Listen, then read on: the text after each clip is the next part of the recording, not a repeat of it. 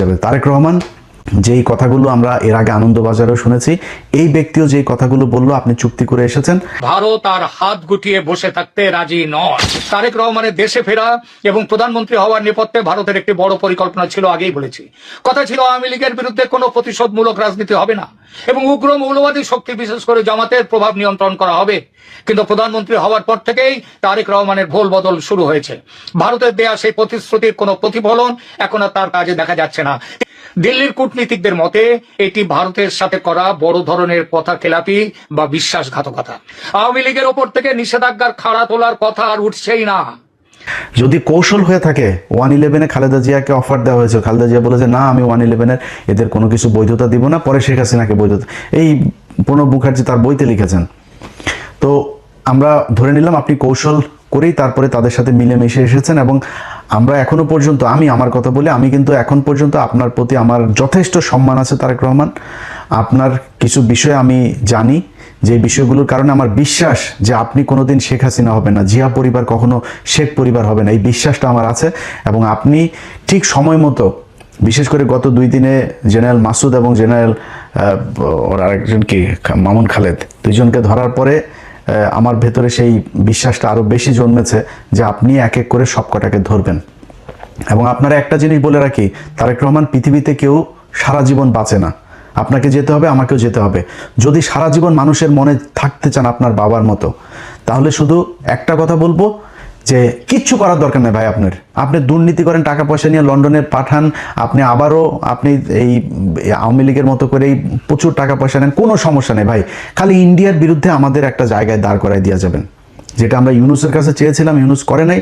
আপনার কাছে আমাদের প্রত্যাশা থাকবে, এই কাজটা খালি করে দেন। আপনার যে কোনো বিপদে, এই দেশের যে কোনো বিপদে, বাংলাদেশের 18 কোটি মানুষ এক হয়ে আপনার পাশে দাঁড়াবে। ভারতে আসতে দেন, দেখি ওরা আমাদেরকে কি করে নিয়ে যায়। খালি আমাদের কিচ্ছু লাগবে না ভাই, আমাদের খালি এই আপনার এই আকাশ নিরাপত্তা ব্যবস্থাটা আমাদের করেন, যাতে আমরা আমাদের ইন্টারসেপশনের এই কাজগুলো যাতে আমরা খুব ভালোভাবে করতে পারি। ওদের আকাশ দিয়ে যদি ওরা আমাদের কিছু করতে না পারে, ওরা মাটিতে নামে আমাদের কিছু করতে পারবে না। সারা জীবন যুদ্ধ করলেও ইন্ডিয়ানরা আমাদের সাথে যুদ্ধ করে পারবে না, এই সাহস ওদের নাই। আর সেই সাথে আমাদের যা লাগে, অস্ত্র লাগে, যা লাগে, সেটা ভাই আপনাদের মানে এই আল্লাহকে সাক্ষী রেখে বললাম, যদি পাকিস্তান সবার আগে আপনার পাশে না দাঁড়ায়, আমি যদি জীবিত থাকি, সেদিন আমার জুতার গলা নিয়ে আপনাদের সামনে এসে হাজির হব। অতএব এরা যেই হুমকি ধমকি যা দিচ্ছে, আপনি এটাতে বিচলিত না হয়ে আপনার ওদের সাথে আপনাকে চোখে চোখ রেখে একটা পর্যায়ে গিয়ে কথা বলতে হবে। আপনার যতটুকু কৌশল অবলম্বন করা দরকার আপনি করেন, কোনো সমস্যা নাই। আপনাদের সামনে ভিডিওতে আজকে আমি কথা দিলাম যে বাংলাদেশ যদি ভারতের সাথে যুদ্ধ হয় এবং এই বর্তমান সরকার যদি বাংলাদেশের মানুষের পক্ষে থাকে, আমি যদি নাকি ওই দিন ফ্লাই করে বাংলাদেশে না যাই, তাহলে আমার সারা জীবন আপনি যা মনে চায়, ভীতু, কাপুরুষ, খারাপ, বজ্জাত, মানে বেঈমান, মুনাফেক, যা মনে চায় বলেন, সেদিন যদি আমি দেশে না যাই। কিন্তু ওই সরকারকে, আমার দেশের ওই সময়ের সরকারকে ইন্ডিয়ার বিরুদ্ধে যুদ্ধে অংশ নিতে হবে। অতএব আপনার যেই এই ভারত যে হুমকি আপনাকে দিয়েছে, এইটাতে আপনি তোয়াক্কা না করে আপনি বাংলাদেশের মানুষের যে চাওয়া পাওয়া, বাংলাদেশের মানুষ, প্রতিটা মানুষ এক একজন সোলজার, যদি প্রয়োজন হয় আমাদেরকে প্রশিক্ষণ দেন, যা প্রয়োজন, যত টাকা আমরা না খেয়ে, বাংলাদেশের মানুষ ঘরের থালা বাটি বিক্রি করে আপনাকে টাকা দিবে, কত টাকা, কত ডলার লাগবে, কি অস্ত্র কিনতে হবে, আপনি সেগুলো কিনে এই দেশের মানুষের নিরাপত্তার ব্যবস্থা করেন। বিশেষ করে এই আপনার ইন্টারসেপ্টরের যে এইটাকে আপনাদের করতে হবে, কারণ তাদের যেহেতু যুদ্ধ বিমান, তাদের মিসাইল আছে, তাদের ড্রোন আছে। সো এই জিনিসগুলোর জন্য কি করা দরকার, সেটা যার সাথে চুক্তি করতে হয়, পাকিস্তানের সাথে করতে হোক, চীনের সাথে করতে হোক, তুরস্কের সাথে করতে হোক, আমেরিকার সাথে করতে হোক, রাশিয়ার সাথে করতে হোক, যার সাথে মনে চায় করেন, করে আমাদের এই নিরাপত্তার ব্যবস্থা করেন। মাটিতে নেমে যখন ওরা যুদ্ধে নামতে আসবে, ওইটার সাথে বাংলাদেশের মানুষ ফাইট করবে, সেটার জন্য আমাদের প্রশিক্ষণ দেন, যা প্রয়োজন সেটা করেন। এই দেশের মানুষ জীবন দেওয়ার জন্য প্রস্তুত। আমরা অন্তত গত 15 বছরে এরকম একটা প্রজন্ম তৈরি করেছে, যে প্রজন্মটা এই দেশে ভারতের বিরুদ্ধে যুদ্ধ করে শহীদ হওয়ার জন্য মুখিয়ে আছে। কে বিএনপি করে, কে জামাত করে, কে কোন দল করে, চরমনাই করে না কি করে, ইন্ডিয়ার প্রশ্নে সবাই এক। অতএব আপনি সেটা করেন। আমাদের কিছু কিছু মানুষজন আছে যারা এখনো পর্যন্ত পাকিস্তানের সাথে আমাদেরকে একটা দ্বন্দ্ব বাধায় রাখার জন্য একটাই করে, ভাই 26শে মার্চ আমরা স্বাধীনতা দিবস, ওকে 16ই ডিসেম্বর ইন্ডিয়া তাদের কাছ থেকে লিখে নিয়ে গিয়েছে, আমাদের কারো আসতে দেন, ওকে, তারপরে ভাই আলাদা হয়ে গিয়েছে, দ্যাটস এনাফ। এটা ওভার। এখন আমরা দিনগুলো পালন করব, ঠিক আছে, গুতাগুতির দরকার নাই তো। পাকিস্তানের গুতায় কি পাকিস্তানের কাছ থেকে আপনি টাকা নিতে পারবেন? পাকিস্তান আপনার এখানে না আসলে পাকিস্তানের কি হয়? পাকিস্তানের ল্যান্ডের অভাব আছে? আমার মেয়ে 1,44,000 বর্গ কিলোমিটার, ওর 6,80,000 না কত হাজার বর্গ, আমার চাইতে এরকম 5টা রাষ্ট্রের মতো ওর একটা দেশ, মানুষ আমাদের চেয়েও কম। তোদের আমাদের জায়গা দরকার আছে নাকি? আমার এখানে আছে কি? আছে কিছু বাংলাদেশে। এখন ওরা আমাদেরকে এই কিছু মানুষজন আছে যেগুলো এই দ্বন্দ্ব বাধায় রাখার জন্য ইচ্ছাকৃতভাবে, দেখেন সবশেষ খেলাটার কথা বলে আপনাদের শেষ করি। সবশেষ খেলার ক্রিকেট খেলাটায় বাংলাদেশ 3টা ম্যাচ খেললো। 3টা ম্যাচের মধ্যে প্রথম ম্যাচে আপনার মেহেদী হাসান মিরাজ, সালমান আগা তাকে আউট করলো।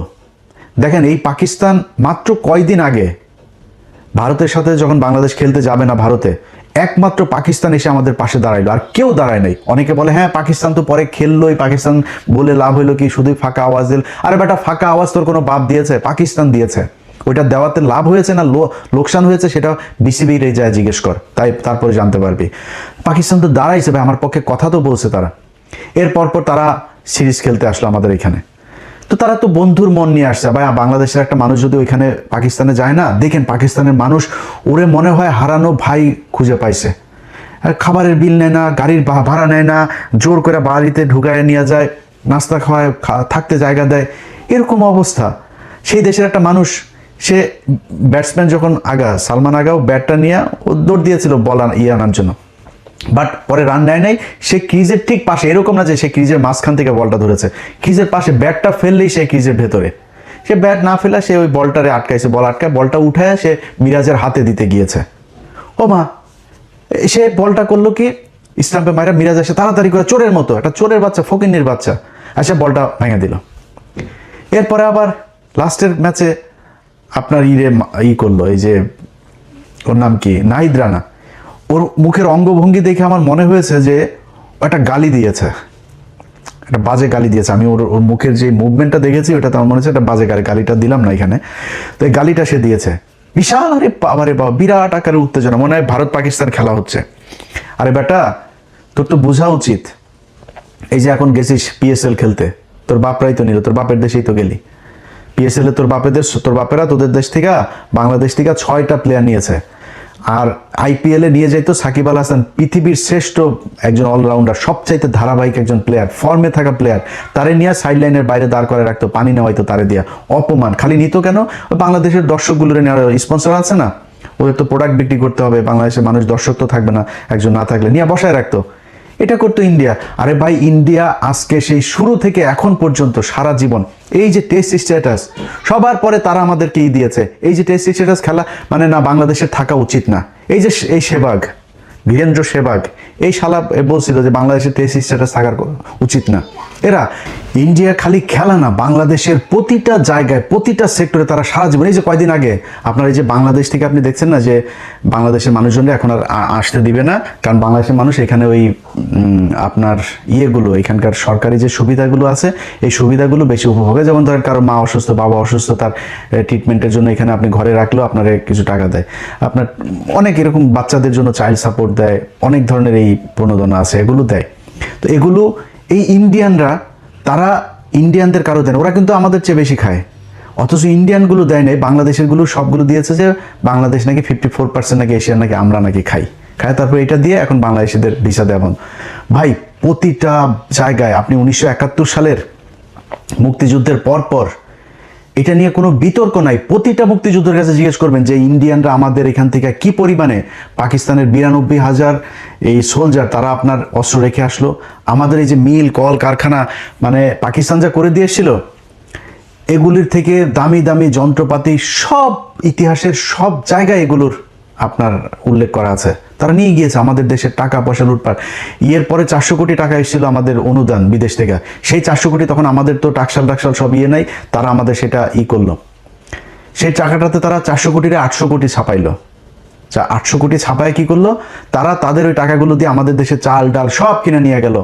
পর্যাপ্ত ছিল আপনার বিভিন্ন দেশ থেকে আসা আপনার সাহায্য সহযোগিতা ছিল, এগুলো সব নিয়ে যায় তারা আমাদের দেশে ইনফ্লেশন করে দিল, মানুষ না খেয়ে 74-এ মারা গেল। আর ভাই মানুষ মারা গেলে মারা যাবে 72-এ, 73-এ, 74-এ গিয়ে মূল্য কেন? এই ভারতীয়দের কারণে। ভাই আপনারে আমি যদি এখন 55 বছরে এই ইতিহাস এত ড্যামেজ হয়েছে যে আপনাকে এখন আমি বুঝাইতে গেলে আপনার অনেক কিছু মনে হবে যে এই লোক আসলে মানে মুক্তিযুদ্ধ নিয়ে এত কথা বলে, ভারতের বিরুদ্ধে এত ক্ষোভ তার। ভাই আমার কথা বিশ্বাস করার দরকার নেই আপনার। আল্লাহর ওয়াস্তে যেই মানুষগুলো সেক্টর কমান্ডার ছিল, মুক্তিযুদ্ধের সর্বাধিনায়ক আছে না জেনারেল ওসমানী, সেই জেনারেল ওসমানী শেখ মুজিবের এখান থেকে পদত্যাগ করেছিল, জানেন এটা? শেখ মুজিব মন্ত্রণালয়ে থাকতে দেয় নাই। এই যে তাজউদ্দিন আহমেদ, তার অবর্তমানে সে প্রধানমন্ত্রী ছিল না, এই তাজউদ্দিন আহমেদরে শেখ মুজিব বহিষ্কার করেছে, বাধ্য হয়েছে তারা করতে। বা শেখ মুজিব এই তাজউদ্দিনের মেয়ের বইতে লিখেন একদম হুবহু সেদিনের ঘটনাটা বর্ণনা করেছে যে আব্বু সেদিন এই বাড়িতে এসে তারপর বলেছিল এর চেয়ে পাকিস্তান আমলি তো ভালো ছিল। কোনো কারণে একটা কোনো ভালো মানুষরে ওই দিন এই শেখ মুজিব তার এই জায়গাতে সে থাকতে দেয়নি। সো এখন আপনি তাদের কাছ থেকে ইতিহাস শেখেন, দেখবেন ইতিহাসের সব কিছু জানেন। আমার কাছ থেকে কারোর কথা বিশ্বাস করুন, আপনার নেতারাও বিশ্বাস করবেন না, আমারও করবেন না কারোর কথা। আবার এখন যে গজিয়ে ওঠা যেসব মুক্তিযোদ্ধা আছে এগুলোরও বিশ্বাস করবেন না, এগুলো সব ভুয়া মুক্তিযোদ্ধা। ওই সার্টিফিকেট নিয়ে সব এখন আসল মুক্তিযোদ্ধা কেউ সামনে আসে না। এরা এই তেলও মারে না, এরা এই ধান্দা এই খাইতেও আসে না, অনেকে আছে এই ভাতাও নেয় না। এরকম বহু মুক্তি আমার নিজের পরিবারে আছে। আমার আপন খালু, আমার খালার ছোট খালার হাজবেন্ড, আপন খালু মুক্তিযোদ্ধা। এইসব ইতিহাস এগুলো তার কাছ থেকে বহুত শুনছি ভাই।